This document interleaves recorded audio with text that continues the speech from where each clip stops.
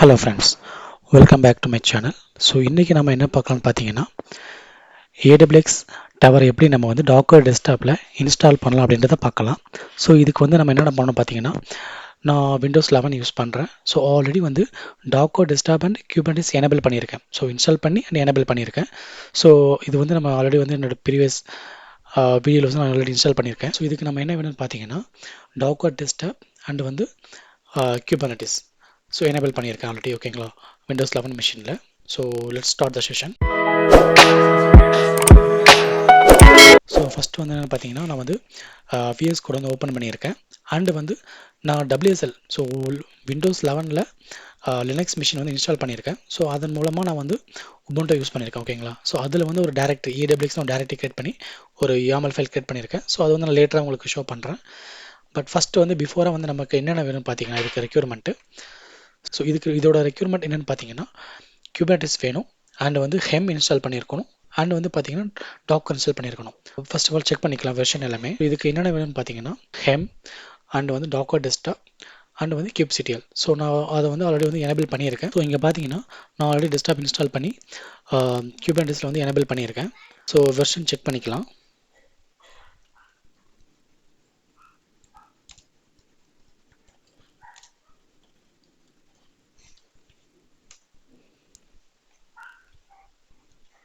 So இங்கே பார்த்தீங்கன்னா install பண்ணியிருக்கேன் ஆல்ரெடி Kubectl.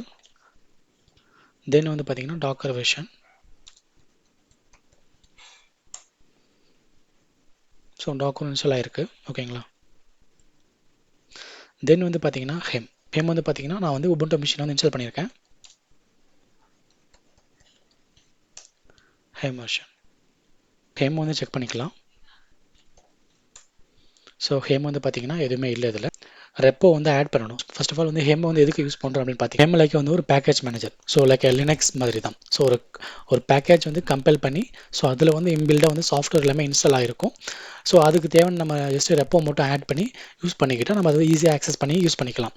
ஸோ நம்ம சப்போஸ் நம்ம மேனிஃபெஸ்டோ ஃபைல் யூஸ் பண்ணுறோம் அப்படின்னு பார்த்தீங்கன்னா ஒரு டைம் வந்து நம்ம வந்து அதை கிரியேட் பண்ணி இது பண்ணுற மாதிரி இருக்கும். YAML ஃபைல் கிரியேட் பண்ணி மாடிஃபிகேஷன். ஸோ Helm வந்து அப்படி இல்லை. ஸோ நம்ம ஜஸ்ட் வந்து Helm கிரியேட் பண்ணால் ஆட்டோமேட்டிக்காக கிரியேட் ஆயிடும். பட் நம்ம வந்து Helm வந்து கிரியேட் பண்ண போகிறது இல்லை. ஜஸ்ட் வந்து ரெப்போ ஆட் பண்ண போகிறோம். இதுதான் வந்து AWX ஓட ரெப்போ. ஸோ இதை வந்து நான் வந்து GitHubலேருந்து எடுத்துக்கிட்டேன். ஓகேங்களா, ஸோ இதை வந்து ஜஸ்ட் நான் வந்து ஆட் பண்ணுறேன். ஸோ நான் இதை ஆல்ரெடி யூஸ் பண்ணதை அப்படியே காட்டுது எக்ஸிஸ்டிங் அப்படின்ட்டு. ஸோ ஆல்ரெடி இது வந்து இருக்குது. அண்ட் வந்து Helm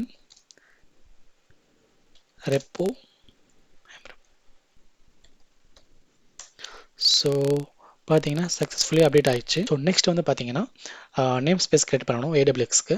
ஸோ அப்போ தான் நம்ம ஈஸியாக வந்து ஐடென்டிஃபை பண்ண முடியும்.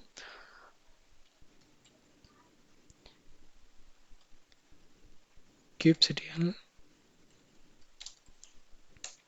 ஸோ இங்கே பார்த்தீங்கன்னா நேம் ஸ்பேஸ் எதுவும் இல்லை. ஸோ நான் அதை நியூ கிரியேட் பண்ணுறேன்.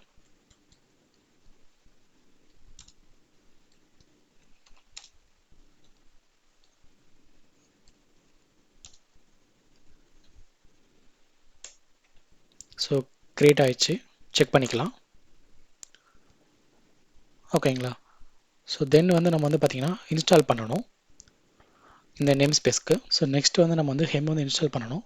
ஸோ Helm இன்ஸ்டால், இந்த நம்ம வந்து ரெப்போட நேம் அண்ட் வந்து ரெப்போட நம்ம வந்து இன்ஸ்டால் பண்ண repo update name and name use பண்ணிட்டு தென் வந்து பார்த்தீங்கன்னா நேம் ஸ்பேஸ் வந்து AWX கிரியேட் பண்ணியிருக்கோம். ஸோ அதை நம்ம யூஸ் பண்ணிக்கிறோம்.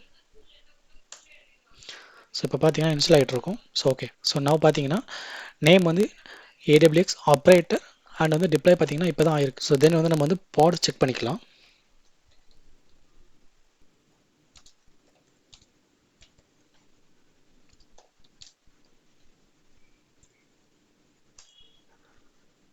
ஸோ பார்த்தீங்கன்னா பாட் வந்து ரன் ஆகிட்டு இருக்கு. ஸோ இப்போ தான் கிரியேட் ஆயிருக்கு.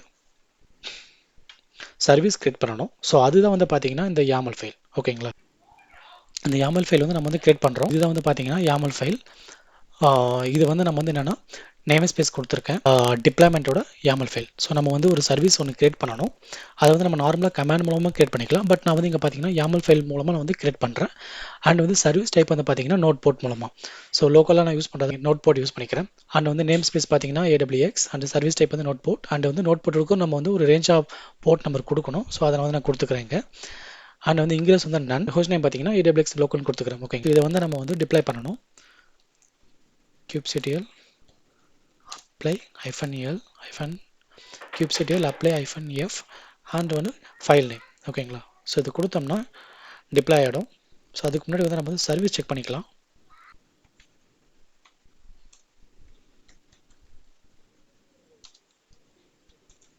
kubectl get svc.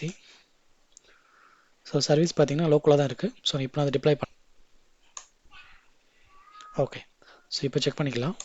இப்போ வந்து நம்ம வந்து பாட் வந்து செக் பண்ணிக்கலாம்.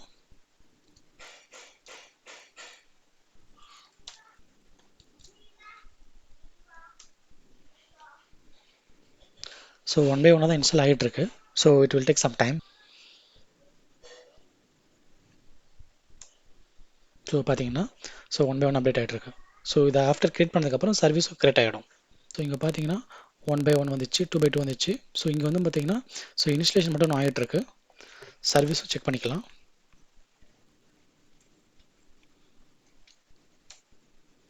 ஸோ இதுவும் அப் ஆயிடுச்சு.